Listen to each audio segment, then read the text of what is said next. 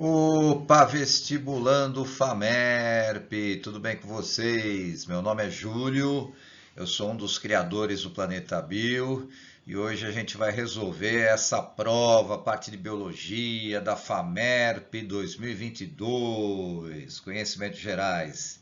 Então, vamos ver como é que foi essa provinha então, gente? Então tá bom, vamos lá. No caso é a questão 41, né? A gente começa aí pela questão 41 que traz uma tirinha do famoso níquel náusea, né? O autor é o Fernando Gonzalez, né? Sensacional cartunista. Bom, o que ele está trazendo aqui? Um diálogo aqui, né? Você está vendo aqui um bovino, uma vaquinha, né? Olha só o que ela está falando. Não foi uma tarefa simples, só Deus sabe o que eu passei, diz a vaquinha. Mas com determinação e coragem eu consegui, diz a vaquinha. Parou de beber leite e começou a comer capim. Olha só, né? Mas isso é o que normalmente acontece nos animais ruminantes, né? Quando eles nascem, claro, como todo mamífero, eles se alimentam de leite, né? E à medida que vão se desenvolvendo, e sobretudo, né, o estômago composto desses animais vai se desenvolvendo, eles passam a se alimentar basicamente do que? De celulose, né? Lembrando que a vaca é um animal ruminante e os animais ruminantes eles têm o estômago dividido em 4 compartimentos. Vocês lembram? O rumen, o retículo, o omaso e o abomaso, né? Aí você é claro que vale a pena lembrar que aqui no rumen e aqui no retículo existem micro-organismos, né? Basicamente bactérias anaeróbias, né? Bactérias metanogênicas, né? E essas bactérias elas digerem a celulose, transformam essa celulose em outros compostos orgânicos e esses compostos orgânicos depois são assimilados aí pelo metabolismo do animal, né? A partir daí que ele vai conseguir energia, né? Mas então tá bom, vamos ver aqui o que diz o exercício. A tirinha ilustra uma mudança que ocorre no hábito alimentar de um ruminante em determinada fase da sua vida. O animal reduz ou deixa de sintetizar algo, né? E a presença de algo no seu estômago possibilita a digestão de alimentos, porque estes micro-organismos produzem a enzima X aí, certo? Outra lacuna aqui. As lacunas do texto são preenchidas respectivamente por quê? Bom, então vamos lá. Se o animal, ele basicamente, né, o recém-nascido, o bezerro, se alimentava de leite, qual que é o principal carboidrato do leite? A lactose. E qual que é a enzima que digere a lactose? É a gloriosa lactase, não é? Então aqui, ó, a melhor opção é a gente colocar o quê? Reduz ou deixa de sintetizar a lactase, né? E a presença de, bom, aí você lembra, aqui no estômago, no rumen e aqui no retículo, nós vamos ter o que? Bactérias. E essas bactérias, né, passam a digerir a celulose. Como? Bactérias no seu estômago composto, o rumen e o retículo, possibilita a digestão dos alimentos de celulose, porque esses micro-organismos produzem uma enzima que digere a celulose. E qual que é a enzima que digere a celulose? A celulase, certo? Então, qual que seria a melhor opção para responder aí a alternativa E, certo ou não? Então, você tem as lactase aqui no primeiro, né? Primeira lacuna, bactérias na segunda lacuna e celulase aqui na terceira lacuna. Belezinha? Então vamos lá de questão 42, que diz o enunciado. A acácia de espigas, uma planta, né? Uma das plantas invasoras que causam mais impactos negativos no litoral português, produz milhares de sementes anualmente que vão se acumulando no solo por várias décadas, promovendo a rápida invasão das áreas.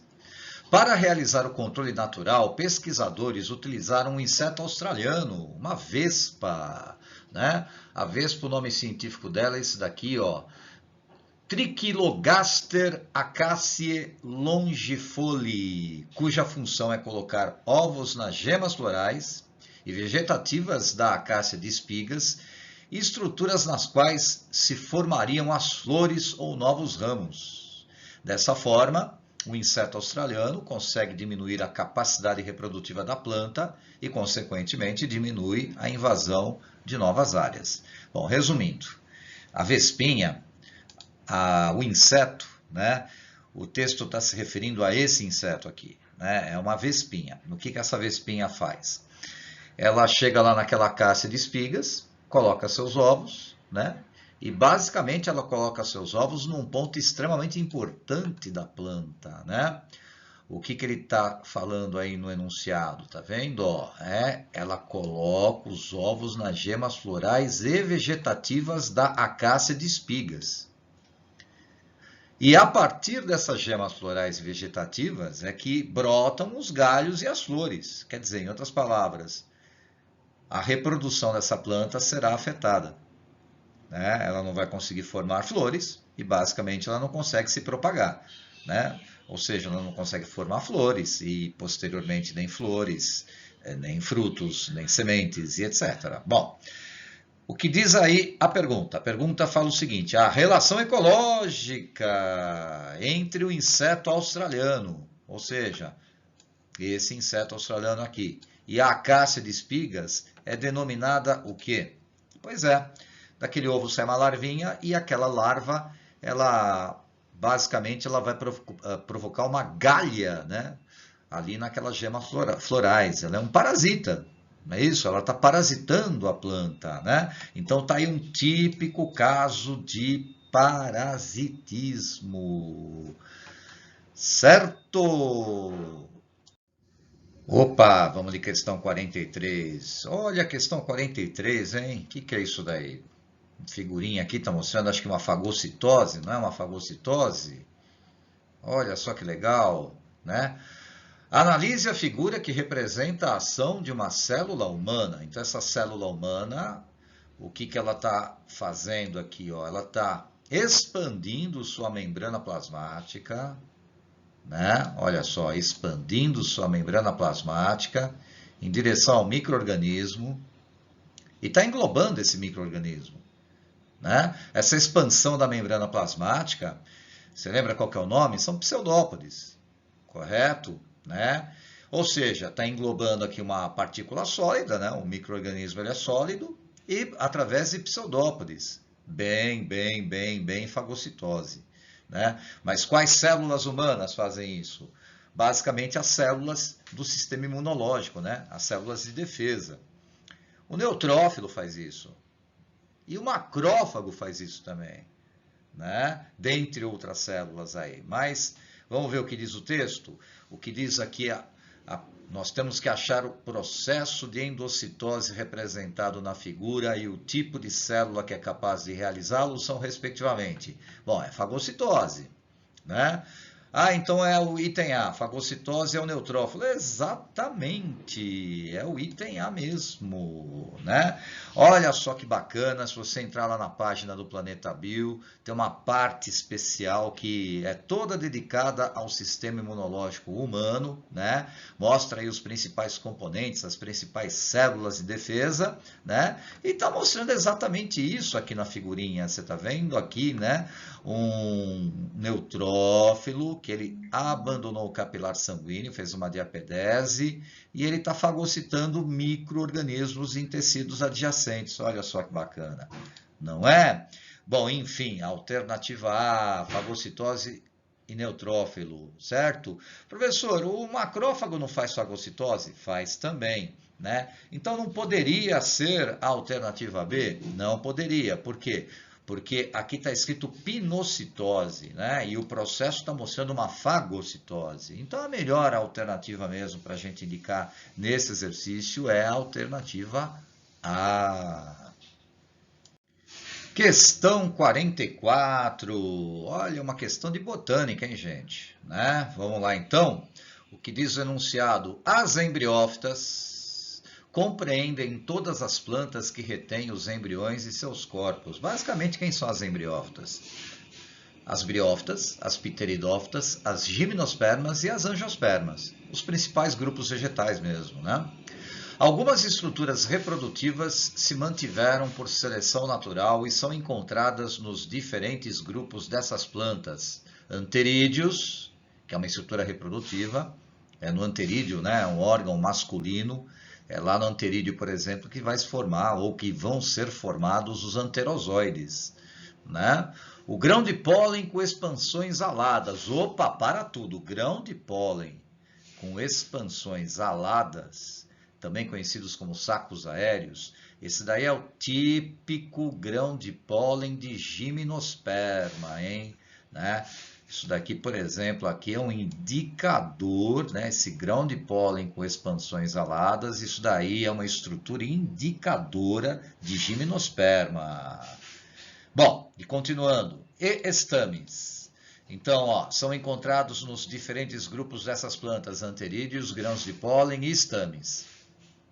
Estames são flores, né? São estruturas das flores, típico angiosperma, né? Também a gente pode falar que o estame aqui, ele indica as angiospermas, não é? São estruturas encontradas, respectivamente, nas seguintes embriófitas. Bom, daqui, né? Eu já no grão de pólen aqui, ó, com expansões aladas, isso daí é típico uma gimnosperma, né? E a única gimnosperma, porque ele está falando aqui nas alternativas, a única gimnosperma aí que está na sequência, ocupando aí a coluna do meio, né? Anterídeo poderia ser uma briófita, poderia ser uma pteridófita, né? Mas aqui grão de pólen com expansões aladas só pode ser uma gimnosperma, correto? E dentre as gimnospermas, as alternativas aqui, a gente só tem a araucária, tá vendo aqui? A araucária. E por fim, os estames. Os estames também, né? Os estames, eles são estruturas florais. A gente só vai encontrar estames nas angiospermas, né?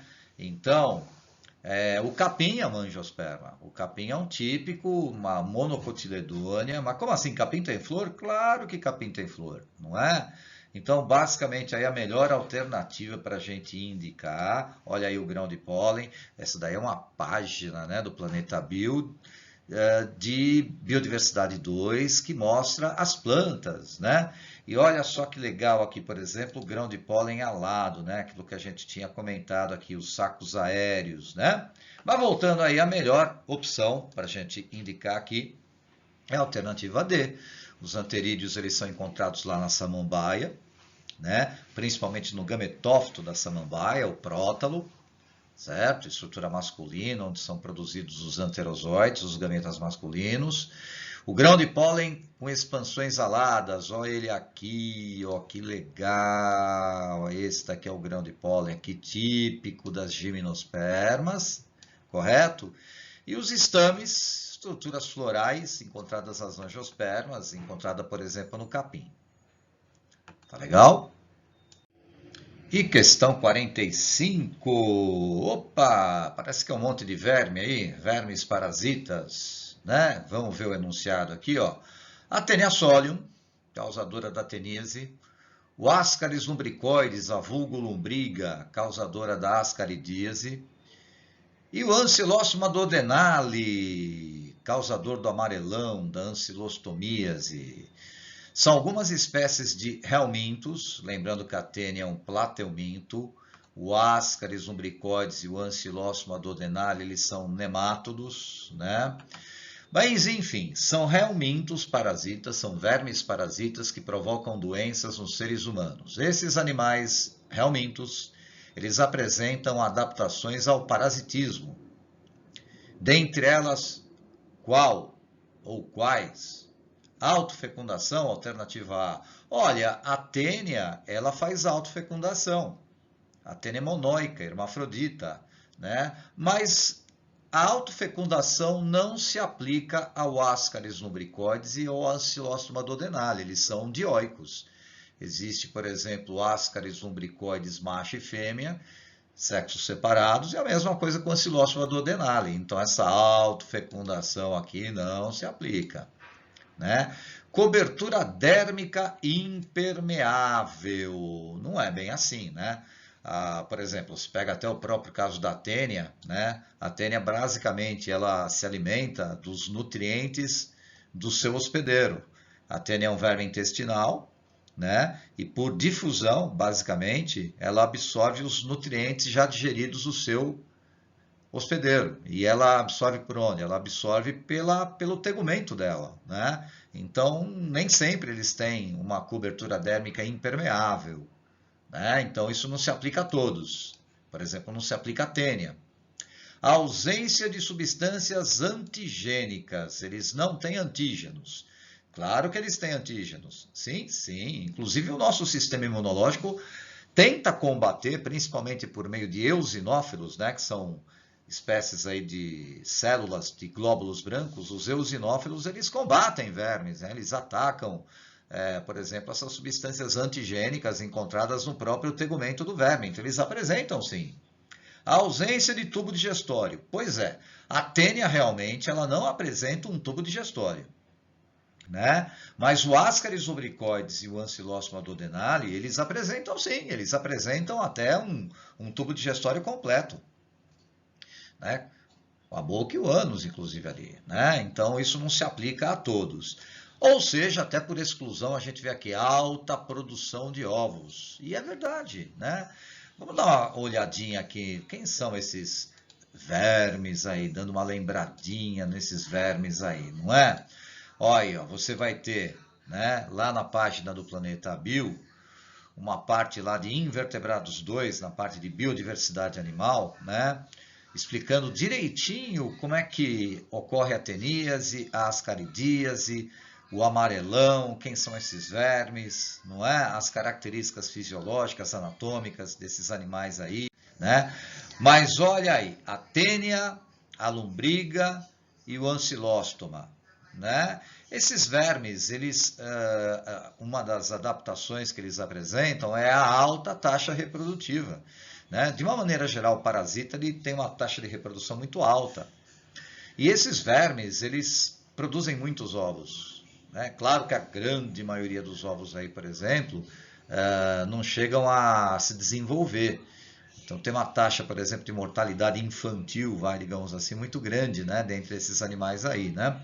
Mas a alta produção de ovos, sem dúvida, é uma adaptação ao hábito, né, de parasita, a esse tipo de nicho ecológico, né? Então, tá bom, vamos lá de questão 46. Diz o texto: nos métodos de fertilização artificial em humanos, usam-se hormônios para estimular o ovário a liberar mais de uma célula haploide de uma vez, né? Vamos colocar isso que é uma informação importante, né? Ó, o ovário a liberar mais de uma célula haploide de uma vez. E que célula haploide seria essa? Seria o óvulo, o ovócito, não é? Continuando o texto ainda, ele fala assim, ó, cada uma dessas células, ou seja, cada um desses óvulos, quando fecundado, pode gerar um embrião. É verdade, né? É possível transferir simultaneamente mais de um embrião para o útero, aumentando a chance de que pelo menos um deles sobreviva. Geralmente, 2 embriões acabam sobrevivendo. Certo? Então tá bom, mas vamos dar uma olhadinha no sistema reprodutor feminino. Olha aí o sistema reprodutor feminino. Esse órgão se chama vagina, esse órgão se chama útero, esse órgão se chama tubo uterina, esse órgão é o ovário e aqui está o outro ovário, né? Bom, de acordo com o texto e conhecimento sobre o assunto, alternativa A, os estrógenos estimulam os ovários a liberarem células haploides. Muito pelo contrário, né? O que acontece? Os estrógenos é praticamente aí o princípio da pílula contraceptiva, né? Existem pílulas contraceptivas que são à base de estrógeno, outras são à base de progesterona e outras são uma combinação entre progesterona e estrógeno. E qual que é o papel da pílula? Por que a pílula ela é um método anticoncepcional? Porque ela evita ovulação. Na verdade, os estrógenos em excesso, né, eles inibem a hipófise diminui drasticamente a produção de um hormônio chamado hormônio folículo estimulante, o FSH. O FSH deixa de estimular o ovário e o ovário inibido, né? Os folículos ovarianos não se desenvolvem, ou seja, se os folículos ovarianos não se desenvolvem, não haverá liberação de óvulo, não tem ovulação. Item B, os 2 embriões gerados serão gêmeos bivitelinos, com certeza, né? Você vê que o próprio enunciado está falando aqui, ó, né? Eu vou ter uma célula haploide, uma de cada vez, uma célula haploide, uma outra célula haploide, 2 embriões foram gerados a partir desses óvulos, ou seja, um espermatozoide fecundou esse óvulo, o outro espermatozoide fecundou esse outro óvulo.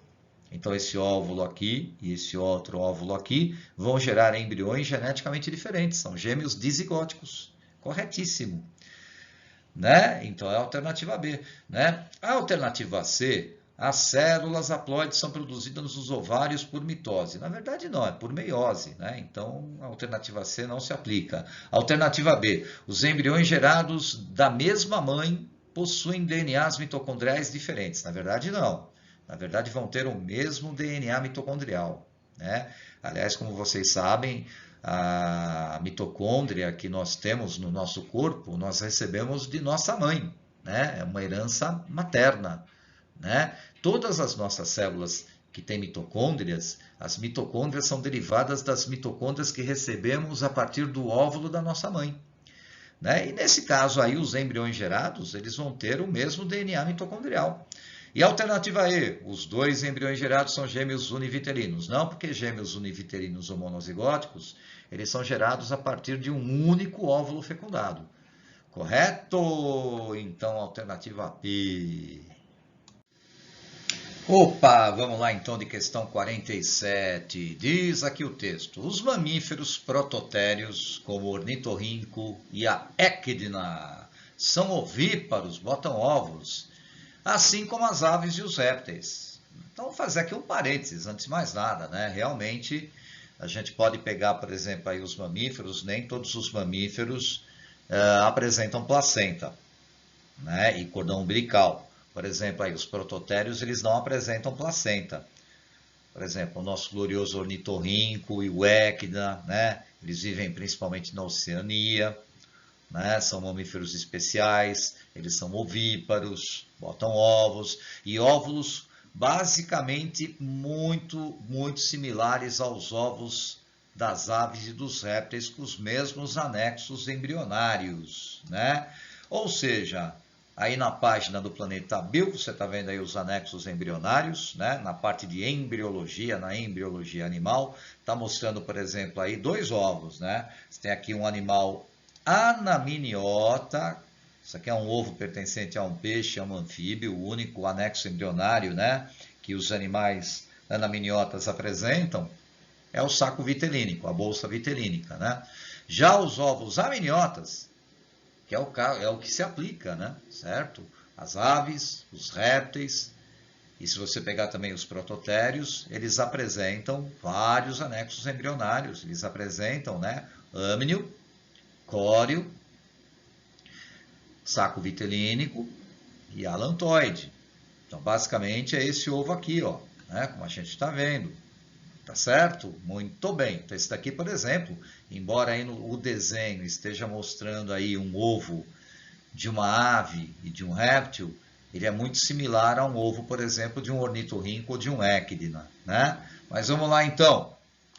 Então, significa que possuem desenvolvimento indireto. Não, eles apresentam desenvolvimento direto. O animal ele já nasce pronto, ele não passa por estágios larvais. O ovo ele eclode, e aí quando o ovo eclode, o ornitorrincozinho ele já nasce com todas as partes do corpo, ele não sofre depois uma metamorfose, né? Realizam fecundação externa. Não, né? Os mamíferos, todos eles, inclusive o nosso glorioso ornitorrinco e o equidna, eles fazem, né, fecundação interna, ou seja, o macho ele libera espermatozoides no interior da fêmea e os espermatozoides vão fecundar o óvulo dentro da fêmea. A fecundação é interna e não externa. Possui os mesmos anexos embrionários das aves e dos répteis. Sim, exatamente isso. Alternativa C de cebola. Né? A alternativa D não se aplica, né? Porque ele está falando aqui que produzem ovos com casca impermeável aos gases. Não, é permeável aos gases. Na casca calcária, existem poros que permitem a entrada, as trocas gasosas, inclusive, né? Entrada de oxigênio e a liberação de gás carbônico, né? Bom, fornecem calor corpóreo para o embrião se desenvolver. As aves, geralmente, elas chocam os seus ovos, né? Mas isso não se aplica, por exemplo, aos répteis, né? Os répteis, por exemplo, eles não fornecem calor, eles são animais ectotérmicos, né? Então isso não se aplica a todos os animais, por exemplo. A melhor alternativa a se colocar é a alternativa C de cebola mesmo, correto? Opa, uma questão de genética. Então vamos ver o que diz o enunciado aí, né? Bom, o esquema ilustra de forma resumida o efeito de um gene recessivo, informação genética importante, pleiotrópico, cujo efeito primário é produzir uma deficiência em uma enzima chamada enzima fenilalanina hidroxilase. Nota-se no esquema que as enzimas fenilalanina hidroxilase e tirosinase atuam em conversões de algumas substâncias. E é verdade, olha só o esquema. Ó. Você tem lá o aminoácido, na verdade você tem as proteínas, que são formadas por aminoácidos. Existem na natureza 20 tipos diferentes de aminoácido, um deles é a fenilalanina. Né? Essa fenilalanina ela pode se transformar em tirosina, que é outro aminoácido, devido à ação dessa enzima aqui, ó, a fenilalanina hidroxilase. Ou seja, essa enzima, a fenilalanina hidroxilase, converte fenilalanina em tirosina. Depois, a atividade de outra enzima, a tirosinase, converte a tirosina em melanina, que é o pigmento que dá coloração para a pele. Correto? Então tá bom. Mas essa é uma das vias metabólicas possível. Agora, tem essa outra via metabólica, né? A fenilalanina pode também gerar o ácido fenilpirúvico, e esse ácido fenilpirúvico ele tem um efeito tóxico no sistema nervoso, e ele gera uma doença chamada fenilcetonúria, uma doença genética, né? Aliás, os recém-nascidos, eles passam por aquele exame chamado exame do pezinho, e dentre, né, as doenças diagnosticadas pelo exame do pezinho é a fenilcetonúria, né? Busca-se, por exemplo, lá na maternidade, verificar se o recém-nascido ele é portador dessa doença genética, né? Bom, então tá bom. Diz o enunciado, agora vamos interpretar isso do ponto de vista genético. Do ponto de vista genético, tem o azinho. A doença, afinal de contas, ela é condicionada por um gene recessivo, né? Então, é uma doença recessiva. Então, se o cara, por exemplo, ele for de genótipo azinho, significa que ele não vai sintetizar a enzima fenilalanina hidroxilase. Ou seja, ela vai ser ou deixar de ser sintetizada. O que significa isso? Significa que a fenilalanina não segue essa rota metabólica, ó. Ela não será convertida em tirosina. E significa, portanto, que a fenilalanina vai se acumular, vai seguir basicamente essa única rota metabólica, e o excesso de fenilalanina vai dar origem a um excesso de ácido fenilpirúvico que pode condicionar a fenilcetonúria. Correto? Bom, de acordo com o esquema e com os conhecimentos sobre os mecanismos genéticos, letra A, uma pessoa de genótipo azinho terá acúmulo de ácido fenilpirúvico no corpo. E é exatamente isso.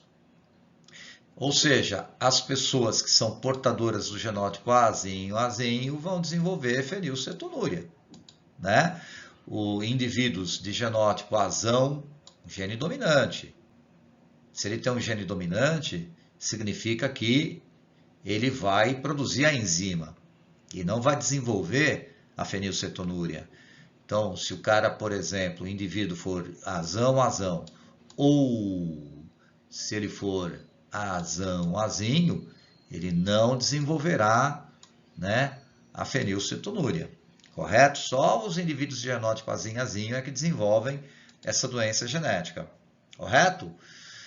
Então, tá bom. Professor, não poderia então ser a letra B, né? Porque uma pessoa de genótipo azinho terá fenilcetonúria. Exatamente, não pode ser, ó, né? A B está errada. Alternativa C, as duas enzimas sofrem influência do pH do meio. Verdade, mas não da temperatura. Errado, as duas enzimas, a atividade enzimática depende da temperatura também.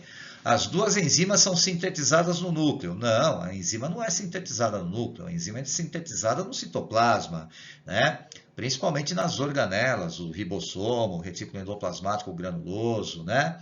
E está falando que as duas enzimas elas são sintetizadas a partir de um único alelo pleiotrópico. Na verdade, o texto não diz isso, né? O texto diz que só a fenilalanina hidroxilase que digamos assim, ou deixa de ser produzida por um alelo de recessivo em dose dupla, né, de efeito pleiotrópico, né?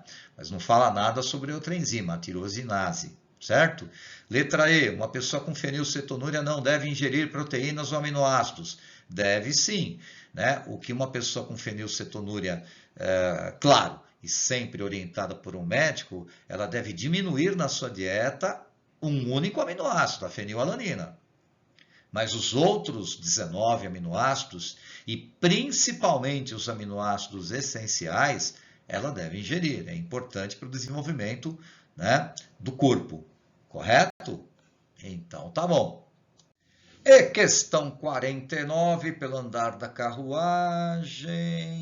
Tá falando de bactéria, é isso? Vamos ver então. Olha lá, né?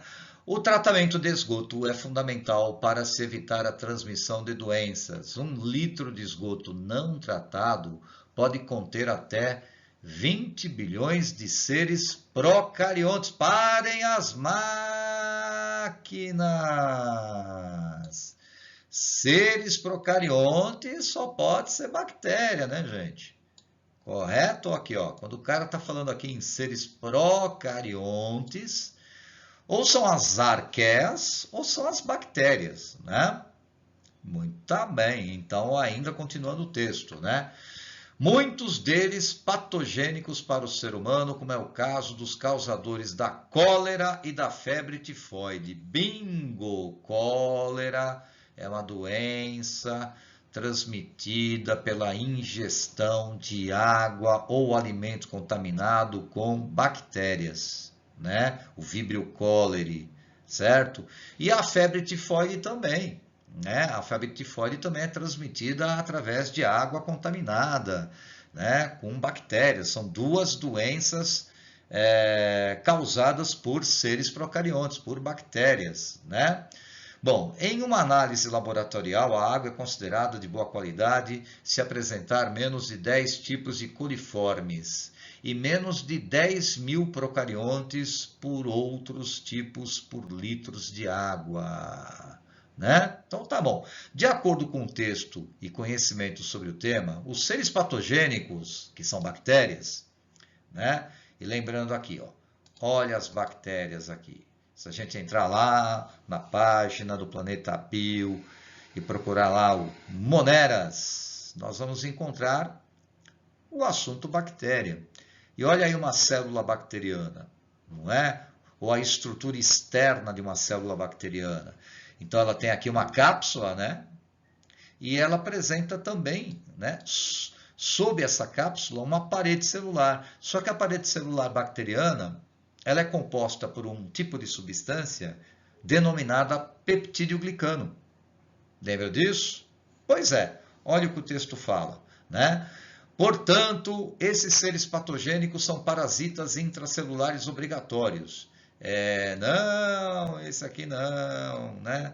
Certo? Eles não são parasitas intracelulares obrigatórios, como, por exemplo, um vírus né?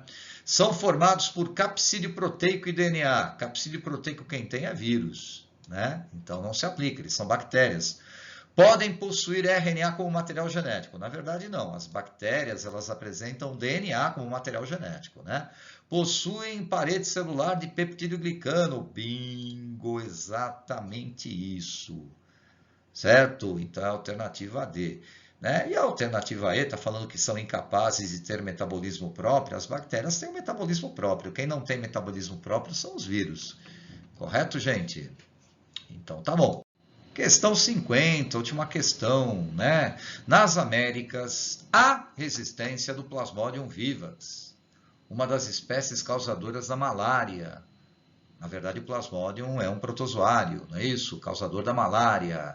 Ao medicamento cloroquina. É verdade, você sabia que, embora a cloroquina não tenha nenhuma ação e nenhum efeito contra o coronavírus, a cloroquina ela atrapalha a reprodução do Plasmodium vivax, sobretudo, né, a parte da reprodução assexuada no interior das hemácias. Ou seja, a cloroquina não deve ser utilizada no tratamento de Covid-19, né? Como a ciência já sinalizou há muito tempo, não é? Então, tá bom. Mas, por outro lado, a cloroquina ela pode ser eficiente, pode ser importante, né, no combate à malária. Mas a má notícia que traz o texto é que existem protozoários resistentes à cloroquina, não é? Olha só, ainda segundo o texto aqui, ó, né? No Brasil, há relatos de resistência nos estados do Amazonas e do Acre. Isso dificulta, principalmente nesses estados aí, o combate à malária. Tudo bem, mas como é que o Plasmodium, de onde surgiu essa resistência do Plasmodium? Né? De acordo com a teoria moderna da evolução, presta atenção, teoria moderna da evolução. Em outras palavras, de acordo com a ciência. Esse é o modelo científico mais aceito, né, para explicar como é que os organismos evoluem. Qual que é a explicação para o surgimento de cepas resistentes do Plasmodium? Se a gente olhar lá a página de evolução lá do Planeta Bio, o que ele está mostrando aqui para a gente? Ele está mostrando que, por exemplo, dentro da população, seja ela qual for, né, existem indivíduos com variabilidade genética. E como é que essa variabilidade genética ela é conseguida? Através de mutações e através de recombinação gênica, né? Processos de reprodução sexuada, por exemplo. Não é? Então, tá bom. Tá? E detalhe que essas mutações são aleatórias. A mutação ela não tem um propósito de deixar nem melhor nem pior, né? A mutação ela é a alteração do material genético que pode resultar em indivíduos mais adaptados ou menos adaptados, né? Quem vai decidir se é mais adaptado ou menos adaptado é o meio. Aí vem o outro princípio, que é o princípio que o Darwin, né, deixou lá no século XIX para nós, né, que é o princípio da seleção natural. O meio seleciona as variedades genéticas mais resistentes, mais adaptáveis. Existem variações positivas e negativas. As variações positivas são aqueles indivíduos mais adaptados, sem intenção nenhuma, né? E as variações negativas são os indivíduos que perdem a competição para os indivíduos mais adaptados. Os mais adaptados, aqueles que possuem, né, no seu material genético genes que lhes dão uma adaptação mais efetiva, levam vantagem em relação àqueles que são portadores de genes que não dão tanta adaptação positiva assim, né? Que são variações que a gente chama de variações negativas, digamos assim. Correto? Bom, então basicamente é isso, né, gente? Né? Os mecanismos da teoria sintética da evolução, tá? Bom, será que a alternativa A, alguns protozoários já possuem formas de resistência e por isso não são eliminados pelo medicamento? É exatamente isso, né? Se a gente colocar aqui, ó, já existe na população de Plasmodium indivíduos com variabilidade genética, né? Alguns desses apresentavam já resistência, né? Que eles entraram em contato com a cloroquina, né? Essa resistência ela já existia mesmo antes deles entrarem em contato com a cloroquina. Não é que a cloroquina, ele se acostumou com a cloroquina e se tornou resistente. Não. A cloroquina causou mutações neles e eles se tornaram resistentes. Também não. Eles tinham uma necessidade de se adaptar, então eles sofreram mutação. Também não, esses não são os modelos, né? A mutação ela é um fenômeno sem propósito, aleatório, né? E é isso, tá? Por isso que a letra B está errado. Alguns protozoários encontraram estratégias metabólicas. Como assim encontrar estratégias metabólicas, né? Para degradar compostos químicos do medicamento. Como se assim, meu Deus, nós precisamos encontrar uma rota metabólica, uma saída para a gente se tornar resistente. Não, né? Certo? Letra C. Todo protozoário desenvolve mutações para se proteger da ação dos medicamentos. Olha, a mutação ela acontece em todos os seres vivos. Existem mutações boas e existem mutações ruins, né? Mutação boa. Quando que a mutação é boa? Quando torna o indivíduo mais adaptado. E detalhe, sem intenção nenhuma, é uma mutação aleatória, né? Quando que a mutação é ruim? Quando deixa o indivíduo menos adaptado. E aí o meio seleciona aqueles que são mais adaptados, mutações favoráveis, correto? Portanto, a letra C não se aplica. A letra D, todo protozoário evolui depois de um tempo a uma espécie nova. Não necessariamente, não é? Como assim? Quer dizer que o protozoário obrigatoriamente vai originar uma nova espécie de protozoário que se torna resistente ao medicamento? Não, também. Tá dando, inclusive o texto aí está induzindo a gente a pensar que a evolução é algo do tipo querer sempre melhorar. Não é isso, né? A evolução é um processo, digamos assim, sem propósito, né? A evolução ela não tem assim a intenção de melhorar, deixar melhor, deixar o indivíduo, por exemplo, mais forte, nada disso, tá? A evolução ela é um mecanismo, né?